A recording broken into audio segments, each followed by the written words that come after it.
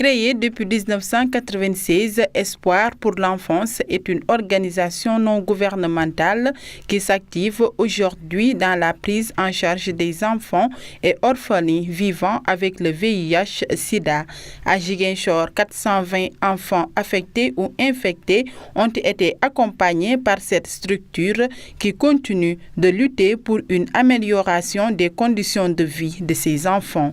On s'était rendu compte également que dans le cadre de la prise en charge des personnes vivant avec le VIH, les acteurs qui s'investissaient dans ce secteur s'intéressaient beaucoup plus en général aux personnes vivant avec le VIH, mais il n'y avait pas une cible spécifique orphelins et enfants vivant avec le VIH.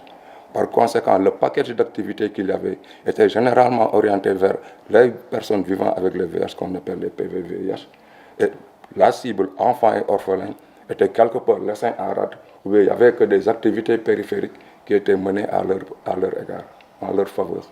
Donc on s'est dit non, par rapport à la gravité de la situation, il nous faut cibler cette catégorie de la population qui quelque part est laissée en rade par les programmes s'investissant dans le VIH. Donc, avec les partenaires tels que les districts médicaux, la région médicale, les ONG qui s'activent également dans la lutte contre le VIH. Nous, on s'est spécialisé dans ce domaine-là.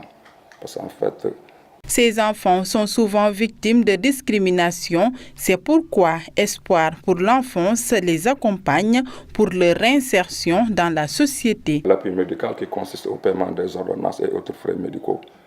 Il y a l'appui nutritionnel. Chaque trimestre, nous faisons la distribution de kits alimentaires pour appuyer les familles dans la prise en charge nutritionnelle des enfants. Bon, il y a également ce qu'on appelle l'accompagnement psychosocial. Vous savez, l'enfant ou bien la personne qui vit avec le VIH, soit il y a ce qu'on appelle le phénomène d'autodiscrimination, d'autostigmatisation. La personne même se dit, moi je suis différente des autres.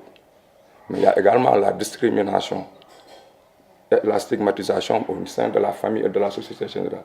Aujourd'hui, la situation de ces enfants mobilise toute la communauté, une conjugaison d'efforts qui est cependant loin de sortir de ces êtres vulnérables de l'ornière.